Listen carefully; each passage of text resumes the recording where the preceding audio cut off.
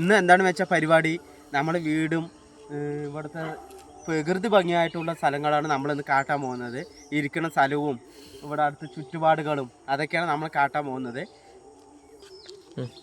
അങ്ങനെയൊക്കെ അടുത്ത് നല്ല പാടമൊക്കെയാണ്. അതിൻ്റെ വീട് ഞാനിപ്പോൾ ഇതിൽ തന്നെ ഇടുന്നതായിരിക്കും.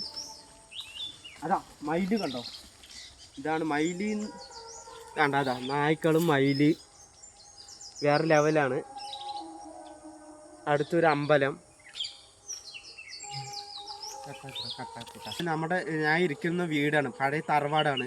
10-20 വർഷമുള്ള പഴക്കമുള്ള വീടാണ്. അത് നമുക്ക് കാട്ടിത്തരാം അവിടെ എങ്ങനെയാണെന്നുള്ളത്. ഇത് പോകുന്നത് തറവാട്ടിക്കാണ്. ഒരു 20-25 വർഷമുണ്ട്.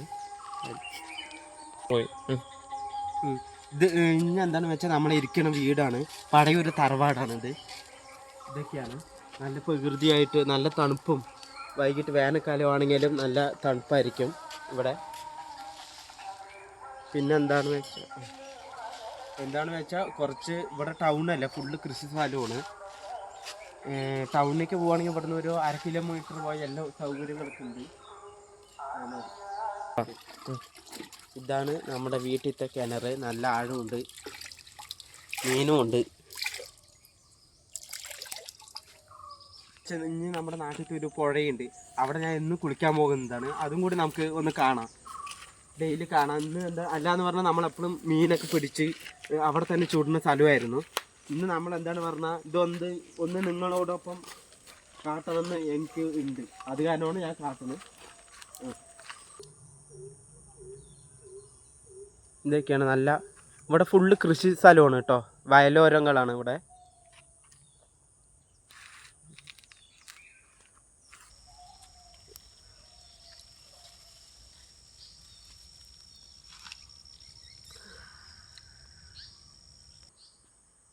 ഹലോ, അപ്പോൾ നമ്മൾ പുഴ എത്താനായിട്ടുണ്ട്. നമ്മൾ എന്താണെന്ന് വെച്ചാൽ ഇവിടെ ഡെയിലി മീൻ പിടിക്കും. ഡെയിലി അല്ല, സോ സൺഡേ ഉള്ള ദിവസം, നമുക്ക് വർക്കിംഗ് ഇല്ലാത്ത ദിവസം ഇവിടെ വന്നിട്ട് മീൻ പിടിക്കുന്നതാണ്. ഞാൻ ഒറ്റയ്ക്ക് തന്നെ വന്ന് മീൻ പിടിക്കുന്നതാണ്. പിന്നെ ഫ്രണ്ട്സ് വന്നാലും മീൻ പിടിക്കും, അല്ലെങ്കിൽ ഞാൻ ഒറ്റയ്ക്കാണെങ്കിലും മീൻ പിടിക്കുന്ന സ്ഥലമാണിത്. പുഴയാണിത്. അടിയൊഴുക്ക് നല്ലതാണ് കേട്ടോ, നല്ല പോലെ അടിയൊഴുക്കുണ്ട്. എന്താണ് പറഞ്ഞാൽ, ഞാൻ അടുത്ത വീഡിയോയിൽ ചൂണ്ട കൊണ്ടുവന്ന് വ്ളോഗ് ചെയ്ത് ഇവിടെ തന്നെ മീൻ പിടിച്ച് ചുടുന്നതായിരിക്കും. ഇതൊക്കെയാണ് നമ്മുടെ പുഴ.